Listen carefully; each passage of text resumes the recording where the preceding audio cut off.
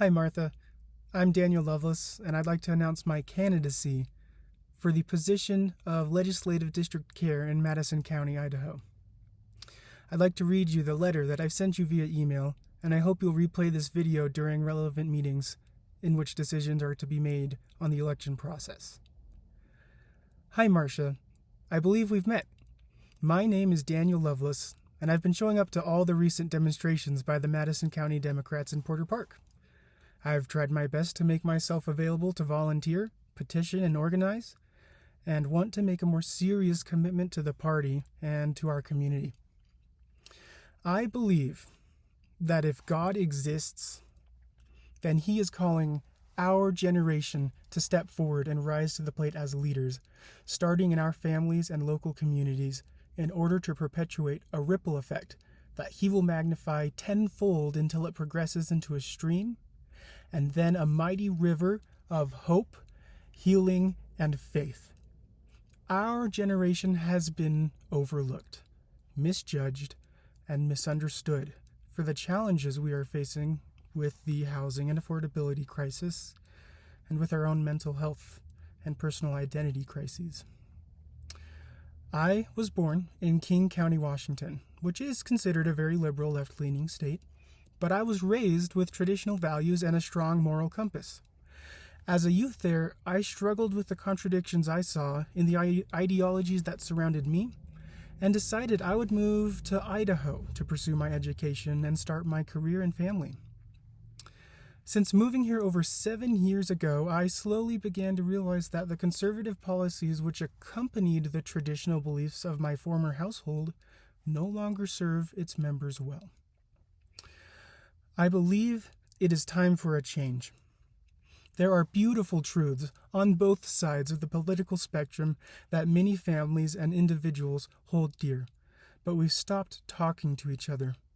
We've become apathetic toward each other and are no longer able to see the beautiful humanity in one another.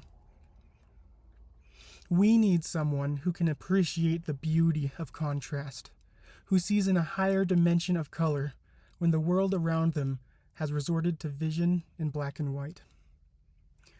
I have a vision for my family. I have a vision for my future career.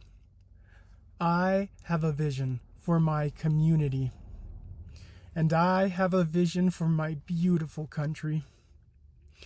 Ours is a nation with a living constitution. The founding fathers of the United States of America had a vision for what we would become, but they left the charge to us to take the torch and run with it.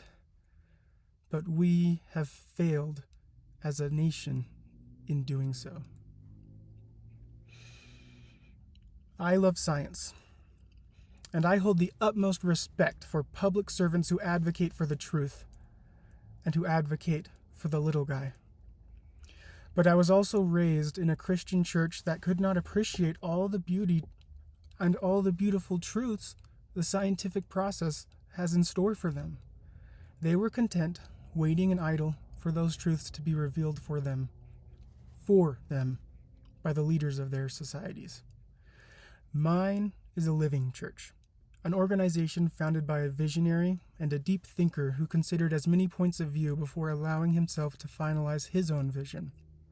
But once he did, he took the torch with a flame he believed to have been lit by God and ran with it. Marcia, what makes us human is our compassion and our ability to question and ponder. When leaders in power lose sight of what makes them human, they become mere creatures, a cog in a machine that would act upon them in order to fulfill whatever it was set out to accomplish by its creators, for better or for worse. We need leaders with a vision. We need leaders with humanity. We need leaders who appreciate diversity, equity, and inclusion, but who understand the value of justice and merit, and who can communicate with those who do not yet see the larger picture. I believe that if God exists, He has called me to be one such a leader. and He has prepared me through the challenges I've faced in my first quarter century of life and the talents and skills that I've been blessed with for so doing. It is in this spirit that I humbly petition my fellow constituency to consider electing myself, Daniel Tanner Lovelace, to the position of Legislative District Chair in Madison County, Idaho. Thank you, and much love from Daniel Lovelace. Isn't that a beautiful contradiction? Before I go, I'd like to share my favorite identity. I'm married to an asexual, and I didn't fully know what that meant when I married her. And it was a cause of struggle in our relationship. But I've since learned that there are other ways that I can have my needs fulfilled that respect the bounds and limits of my marriage, and that allow me to be in full fidelity to my wife, who I love and cherish dearly and want to raise a family with. And my favorite identity, as I am not yet a father, in which case I assume that will replace this one, but my favorite identity is as an ally. For the longest time, I used to see in black and white because I was hurt and I was struggling. I was struggling when I held religious and conservative viewpoints in a secular and liberal state. And then as those viewpoints changed, as I tried to start my own family and create wealth for myself and saw that it wasn't working for me in that conservative state I moved to, I started to gain more liberal, secular views on life. But it is now that I don't have to see things in black and white. It's okay to see things in black and white for a while, if that will help you heal from one extreme that hurt you. But moving back and forth between one extreme to another, like a pendulum, does not propel society forward in our two-party system. There are so many simple changes we could make, as simple as splitting both parties into into 2 parties each and then into 4 parties, allowing the country to have more options, more diverse and representative democracy. There was a recent petition in the state of Idaho. It was Proposition 1 during the last election. And it had wide support. There were many volunteers that were mobilized and people were talking.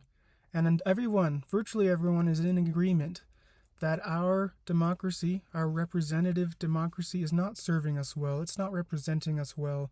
Gerrymandering and all of these other foul practices that have been implemented by those with wealth and power do not represent and do not serve the community well, nor does it serve the people in power. It used to be that in traditional American society, in which we valued entrepreneurship and American capitalism, you got to create your own business, your own wealth, and then you used that to help your families and your communities and those around you. It's not like that anymore. Our wealth doesn't go to help our communities and our families. It goes to help the people in power.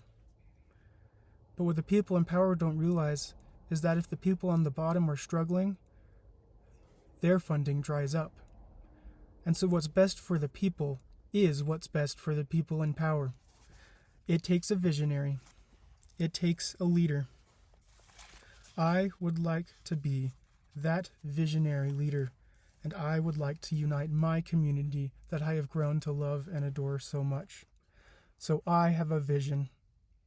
I have a dream for what I can accomplish in this life, or in this short time that I have in this community, however long that is, as I begin to raise my children and grow my career. And I hope you will join me in pursuit of that vision and that mighty goal.